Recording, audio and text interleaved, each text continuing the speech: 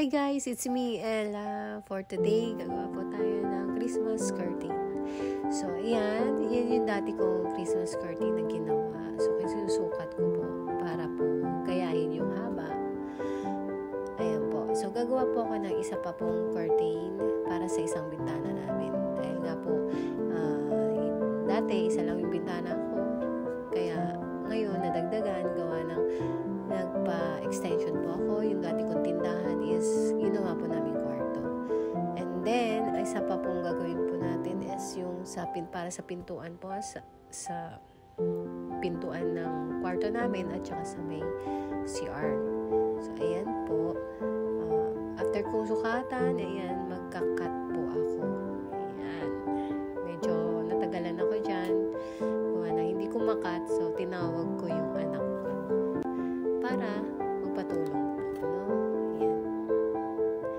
So, wala tayong for today na ride. Wala tayong duty ngayon.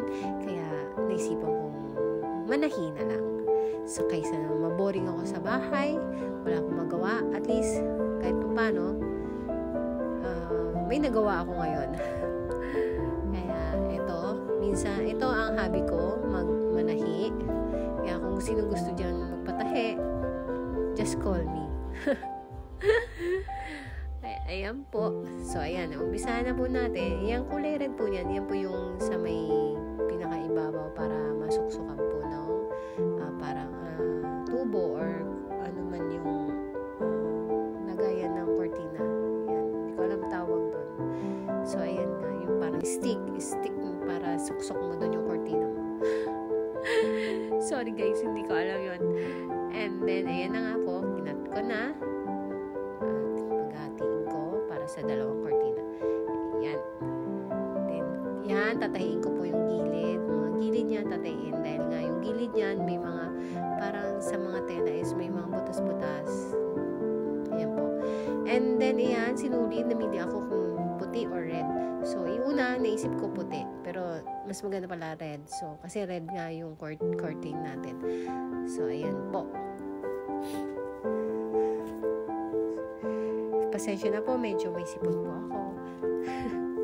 Medyo, ngayon uso yung sipon ngayon for December.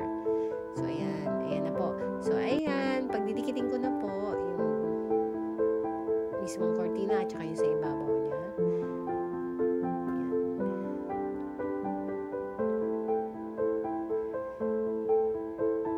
Medyo nahirapan ako kasi matagal na ako hindi na rin nananahi. Kaya, ayan. Medyo, mahangin. Gawa ng electric fan ko. Kasi mainit nga. Kaya hindi pwedeng hindi nakatutok sa akin yung electric fan.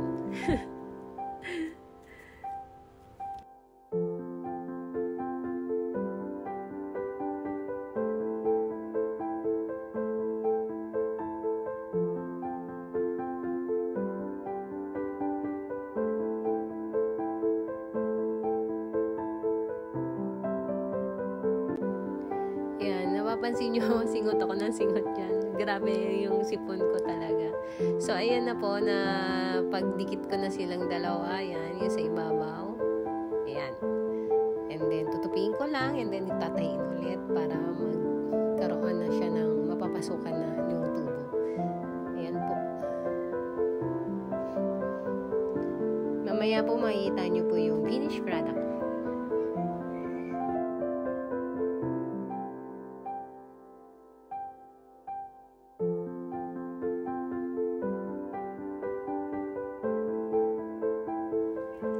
Ayan na po, tapos ko na pong gawin. So, tatayin ko lang sa gitna para lang magkaroon ng ruffle po siya para design.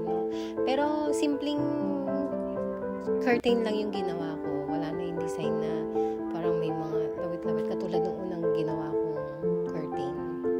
Kaya, yun po. Later po, makita nyo na po yung finished product. Thank you!